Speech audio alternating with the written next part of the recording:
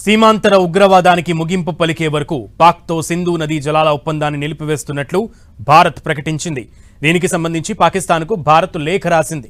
పాకిస్తాన్ అధికారి సయ్యద్ అలీ ముర్తుజాకు భారత నీటి వనరుల కార్యదర్శి దేబశ్రీ ముఖర్జీ లేఖ రాశారు. సింధు జలాల ఒప్పందాన్ని నిలిపివేయడం ఒక రకంగా పాక్ నరాలను సైలెంట్గా కట్ చేసినట్లే లెక్క. పాకిస్తాన్కు ఆర్థికంగా రాజకీయంగా కూడా గాలి తీసేందుకు త్రిశూల వ్యూహాన్నే అమలు చేస్తోంది ఇండియా. ఇందులో భాగంగానే పాక్ ఆర్థిక మూలాలపై దెబ్బ కొట్టేందుకు సింధు నదీ జలాల ఒప్పందాన్ని భారత్ రద్దు చేసుకుంది. ఇది పాకిస్తాన్ దేశ ఆర్థిక వ్యవస్థను మెల్లగా కోమాలోకి తీసుకెళ్తుంది. గతంలో పాక్తో యుద్ధాలు, సైనిక ఘర్షణలప్పుడు కూడా దయతో భారత్ ఈ ఒప్పందాన్ని రద్దు చేయలేదు. అవి పాకిస్తాన్కు జీవనాడులు.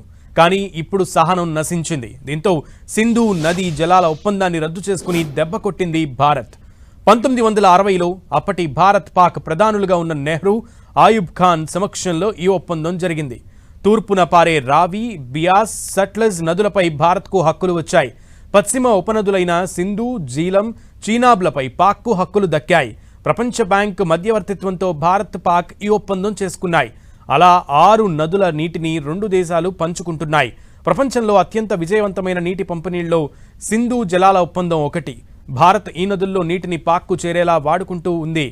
అంటే జల విద్యుత్, జల రవాణా, చేపల వేటకు మాత్రమే దీన్ని వినియోగిస్తోందన్నమాట. ఈ నదీ ప్రవాహం నీటిపైనే పాక్ భవిష్యత్తు ఆధారపడి ఉంది.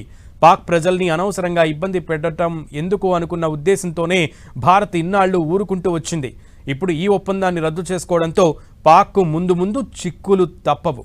పాక్ను ఎండబడితే కానీ వారు దారికి రారని భారత్ భావిస్తోంది. అందుకు సింధు జలాల ఎగువనున్నటువంటి ఇండియా దాయాదిపై ఇక దయ తలచకూడదని డిసైడ్ అయింది. పాక్లోని కరాచీ, లాహోర్, ముల్తాన్ లాంటి కీలక నగరాలకు ఈ నదుల నీరే కీలకం. 23 కోట్ల మంది పాకిస్తాన్ ప్రజల త్రాగునీటి అవసరాల్ని ఇది తీరుస్తోంది.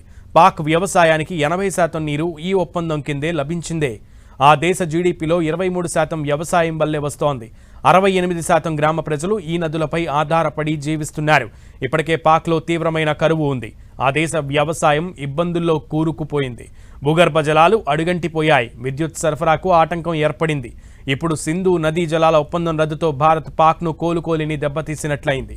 ఇప్పటి వరకు ఇప్పటికిప్పుడు పాక్పై సింధు నదీ జలాల ఒప్పందం రద్దు ఎఫెక్ట్ కనిపించకున్నా భవిష్యత్తులో మాత్రం దాయాది పరిస్థితి అధ్వాన్నంగా మారబోతోంది. ఒప్పందం కారణంగా సింధు, జీలం, చీనాబ్ నదుల ప్రవాహానికి ఆటంకం కలిగించే నిర్మాణాలు చేపట్టకూడదు. కానీ 5 నుంచి 10% ప్రవాహాన్ని భారత్ తలుచుకుంటే తగ్గించగలదు. ఒప్పందం రద్దుతో ఈ నదులపై డ్యాంలు కట్టే ఛాన్స్ ఉంది. ఇదే జరిగితే పాక్ గొంతు ఎండిపోయినట్లే. డ్యాంలు కట్టి వరదలప్పుడు నీటిని వదిలేస్తే ఇక పాకిస్తాన్లో చాలా ప్రాంతాలు వరదకు జలమయం కాక తప్పదు. పంటలు మునిగిపోక తప్పదు. ఆర్థికంగా చితికిపోతుంది పాకిస్తాన్. మహా అయితే పాక్ ఏం చేస్తుంది? ప్రపంచ బ్యాంక్ లేదా ఐక్యరాజ్య సమితి ముందుకెళ్లి తమ గోడు వెళ్లబోసుకుంటుంది. ఉగ్రవాదం విషయంలో పాక్ చేస్తున్న బిత్తిరి తెలివితేటల్ని కడగేసి ప్రపంచ దేశాల మద్దతును కూడగట్టే దిశగా భారత్ ఎప్పటినుంచో ప్రయత్నాలు చేస్తోంది. కాబట్టి అక్కడ పాక్కు మొహం చెల్లే సీనుండదు. సో ఎటొచ్చి పాకిస్తాన్కు ముందు బిగ్ సైజ్ హారర్ సినిమా చూపించడం అయితే ఖాయంగానే కనబడుతోంది.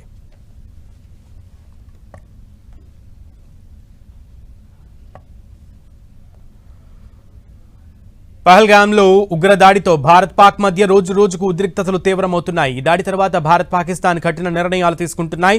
ఉగ్రదాడిపై ఆగ్రహం వ్యక్తం చేస్తూ ఇప్పటికే భారత్ సింధు నదీ జలాల ఒప్పందాన్ని నిలిపివేయడంతో పాటు పాకిస్తాన్ పౌరులకు వీసాలు రద్దు చేయడం, ఢిల్లీలోని పాకిస్తాన్ హైకమిషన్లో సిబ్బంది సంఖ్యను తగ్గించడం వంటి చర్యలు తీసుకుంది.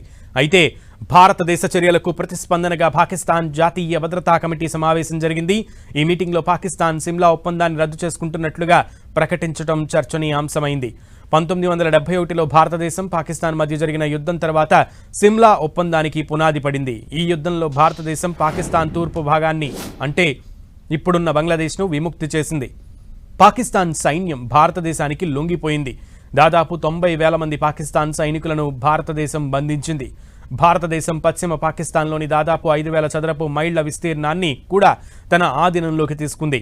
ఈ యుద్ధం జరిగిన దాదాపు 16 నెలల తర్వాత జూలై 2, 1972న అప్పటి భారత ప్రధానమంత్రి ఇందిరాగాంధీ, పాకిస్తాన్ ప్రధానమంత్రి జుల్ఫికర్ అలీ భుట్టో మధ్య హిమాచల్ ప్రదేశ్ రాజధాని సిమ్లాలో ఈ చారిత్రాత్మక ఒప్పందంపై సంతకం జరిగింది.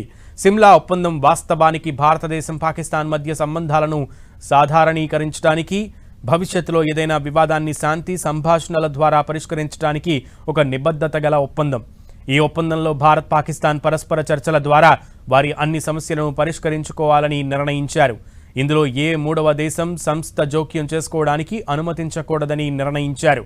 సిమ్లా ఒప్పందం ప్రకారం భారత్, పాకిస్తాన్ భద్రతా దళాలు అంతర్జాతీయ సరిహద్దుల్లోని తమ తమ వైపులకు ఉపసంహరించుకుంటాయి.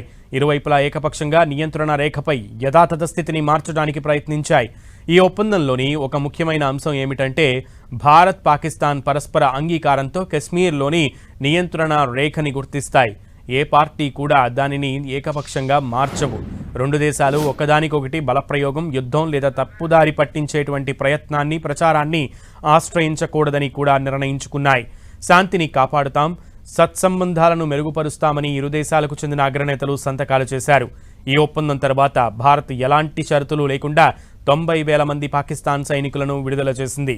ఆక్రమిత భూభాగాన్ని కూడా విడిచిపెట్టింది.